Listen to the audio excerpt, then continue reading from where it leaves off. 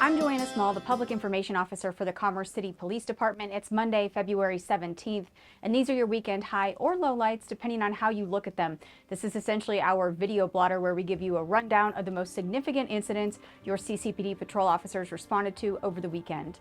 But we always like to start these off with a few fast facts.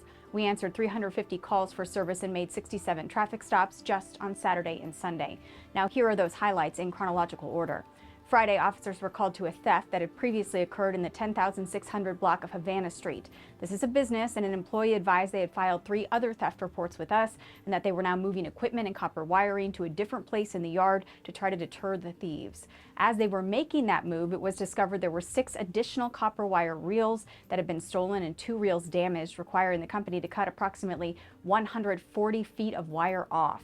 The theft and the damage is estimated to cost tens of thousands of dollars. Unfortunately, the company was unable to pin down a time frame in which this most recent theft occurred, but we have increased patrols in the area to try to discourage another incident or to catch the criminals in the act. Also on Friday, our new technology alerted us to a vehicle that was associated with a wanted felon. Officers were able to locate that vehicle and conduct a traffic stop, taking the suspect, who had an outstanding felony assault warrant, out of Denver into custody without incident. Good work, patrol. On Saturday, an observant CCPD patrol officer spotted 2 males urinating behind a business in the 10,400 block of Bell Creek Boulevard. He approached and detained both suspects, collecting identification from each of them. He quickly learned one of the men had a felony vehicular assault warrant for his arrest, as well as a DUI warrant. Search incident to arrest revealed the suspect had cocaine in his possession as well. He was arrested on his outstanding felony warrant, and he will now face new charges for unlawful possession of a controlled substance and having drug paraphernalia. Again, great proactive work, patrol. That same officer, that same shift, was also alerted by our new technology to a vehicle wanted by Adams County as it was associated with a second-degree assault. We found the vehicle parked and made contact with the driver, who was armed with a handgun. Occupants were removed safely from the vehicle, and we advised Adams County of our contact.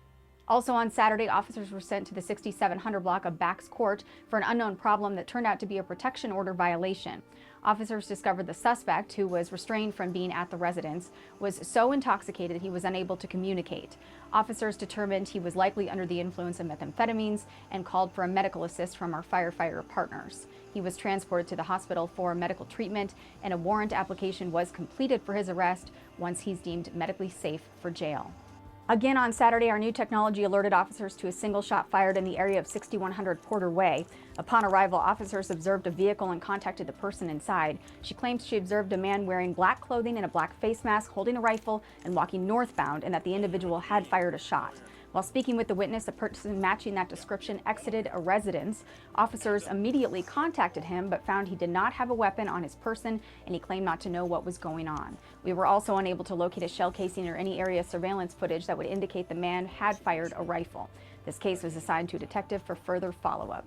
The charge is prohibited use of a weapon. On Sunday, officers were called to a business in the 6500 block of East 72nd Place. An unknown suspect threw a rock through a window at that location and immediately walked away.